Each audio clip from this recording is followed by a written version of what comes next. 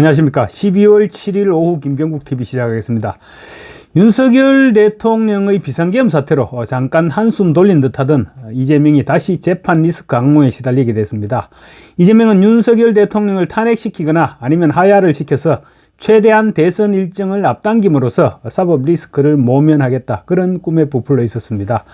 어젯밤까지만 해도 한동훈 대표가 탄핵 찬성 입장을 고수하면서 조기 대선의 길이 활짝 열린다, 이런 생각에 어쩌면 밤잠을 설쳤을지도 모르겠습니다. 대선 도전에 실패했을 경우 그 자체도 안타까울 수도 있겠지만 그 결과로 다가오는 사법 리스크가 아마 이재명의 목을 죄고 있을 것입니다. 대선 도전에 실패하게 되면 다들 아시고 계시지만 이재명은 수십 년간의 감옥 생활을 해야 한다, 그런 생각을 본인 역시 하고 있을 것입니다. 그러다 보니 아마도 이판사판, 이재명이 지금 탄핵 정국을 맞이하는 심정은 말 그대로 이판사판일 것입니다. 이재명은 윤 대통령이 조기에 물러남으로써 대선 일정만 확정되면 곧바로 후보 선출에 들어갈 것이고, 그렇게 되면 민주당의 대선 후보가 된다면 선거법이나 위정교사 항소심뿐만 아니라 대부분 상고심이라고 할지라도 미룰 수 있다, 아마 이런 생각을 갖고 있을 것입니다. 그런데 윤 대통령이 허를 찔렀고 고지가 눈앞에 보였는데 돌아서야 되는 그런 형편에 지금 처해 있습니다. 이재명이 오늘 윤석열 대통령의 대국민 담화 내용에 대해서 강력히 비판하고 나섰는데 아마 그만큼 실망이 컸기 때문일 것입니다. 이재명은 한마디로 매우 실망스럽다, 국민의 눈높이에 맞지 않는 국민 배신감과 분노감을 더 키우는 발언이다, 이렇게 주장했습니다. 이재명이 국민 눈높이를 얘기하니까 그것도 웃기는 말이죠. 말 그대로 이재명 자기 혼자 생각입니다. 대통령이 물러나겠다는 말이라도 기대했던 모양입니다. 그러면서 일부러 박찬대에게 한마디 또 하라고 했습니다. 그러자 박찬대는 윤석열이라면서 직함을 빼고 이름만 거론하면서 물러나라는 개소리를 했습니다. 이재명은 또 대통령의 즉각 사퇴 아니면 탄핵에 의한 조기 퇴진 외에 이 사태를 해결할 길은 없다고 주장했습니다.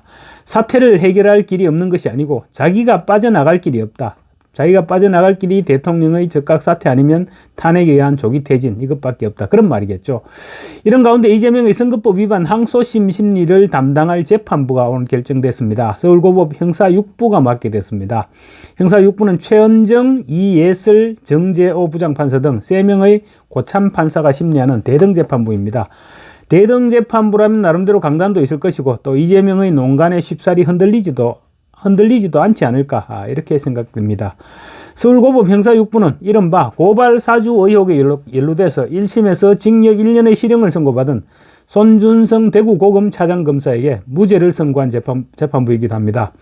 고발사주 사건은 윤석열 대통령이 검찰총장이던 2020년 4.15 총선을 앞두고 자신과 아내의 명예를 훼손한 혐의로 유시민과 최강욱 그리고 황희석 전 열린민주당 최고위원, 이런 사람들을 고발해달라고 미래통합당 측에 사주했다는 의혹이었죠. 아까도 말씀드렸지만 서울고법 형사 6부는 고법판사 3명으로 구성된 대등재판부입니다. 대등재판부란 법조 경력이 유사한 부장판사 3명으로 이루어진 재판부로서 법원의 수직적이고 관료적인 조직 문화 개선을 위해서 도입됐다고 합니다. 그래서 3명의 의견이 모두 판결에 녹아나게 됩니다. 유무죄 판단은 의견 일치를 이루지 못할 경우 다수결로 결정하고 형량 역시 마찬가지입니다. 만약에 징역형을 선고할 때 법정 구속을 할 것인지 여부 또한 의견이 일치하지 않으면 다수결로 결정하게 됩니다. 특히 서울고법 형사 6부에 소속된 고법판사 3명은 지난 2월 교체됐기 때문에 내년 2월로 예정된 법관 대규모 인사 대상에 포함되지 않을 것으로 보입니다. 그래서 이재명의 재판을 밀고 나가는 데는 아무런 지장이 없다고 볼 수 있습니다. 특히 조희대 대법원장이 법원장 추천제를 폐지하면서 고법 판사들이 지방법원장으로 승진할 수 있는 길이 열렸죠. 그래서 이들 역시 633, 그러니까 1심 6개월, 2심 3개월, 3심 3개월, 633 강행 규정을 준수하는 데 최선을 다할 것으로 볼 수 있습니다. 최은정, 이예슬, 정재호 3명의 고법 판사 모두 사법시험 합격 후 줄곧 정통 판사의 길을 걸어왔습니다. 이 재판부는 주로 선거부패 사건을 심리해서 언론 등 사회적으로 주목을 받은 사건들의 항소심 절차를 주로 진행했습니다. 가장 최근의 사례가 어제 고발사주 의혹에 연루돼서 1심에서 실형을 선고받은 손준성 차장검사에게 무죄를 선고한 것입니다. 지난 6월에는 21대 총선 후보자 시절 조국혁신당 대표 아들이 실제 인턴을 했다는 취지의 발언을 했던 혐의로 재판에 넘겨진 최강욱 전 의원에게 1심과 같이 벌금형을 선고하기도 했습니다. 법원 안팎에서는 이재명의 공직선거법 위반 사건의 경우 늦어도 내년 상반기 더 늦더라도 8월 이전에는 확정 판결이 나올 가능성이 크다, 그렇게 보고 있습니다. 선거 관련 분쟁을 빠르게 해소하고 부정한 방법으로 당선된 이의 자격을 박탈해야 할 필요가 있어서 도입한 633 강행규정이 적용되기 시작하고 있기 때문입니다. 법원 인사권을 쥐고 있는 조희대 대법원장이 633 강행규정 엄수를 지시했고, 법원장 승진을 염두에 두지 않을 수 없는 고법 판사들이 이 규정을 무시하기는 쉽지 않을 것입니다. 더군다나 민주당 양문석 의원의 1심 재판부는 재판이 시작되자마자 엄청나게 속도를 올리면서 지금 다른 판사들의 마음을 급하게 하고 있습니다. 정인신문을 일주일에 세 차례에서 정인신문을 일주일 만에 끝내버리게 했던 것이죠. 이재명의 선거법 1심 재판이 6개월은 고사하고 26개월이나 걸리면서 633 규정은 사실상 사문화된 것이 아니냐, 이런 지적을 받았는데 이 부분이 다시 살아나고 있는 것입니다. 이재명이 지금 그래서 마음이 급해지고 있는 것입니다. 이재명 입장에서는 그야말로 일각이 여삼추처럼 느껴질 것입니다. 이런 마당에 윤 대통령이 전국 안정바당, 그러니까 임기는 물론이고 전국 안정 방안 전체 통째로 이제 당에 일임하겠다, 이런 입장을 밝히고 나섰으니까 그야말로 이재명 입장에서는 아마도 미치고 폴짝 뛸 그런 일일 것입니다. 특히 그 순간에 선거법 항소심 재판부까지 결정됐죠. 배당이 됐고, 또 조금 있으면 위정교사 항소심 재판부도 배당되게 될 것인데, 그렇게 되면 또다시 재판 리스크에 빠져들게 되는 것입니다. 언론은 또 이재명의 재판 리스크를 대서특필하게 될 것입니다.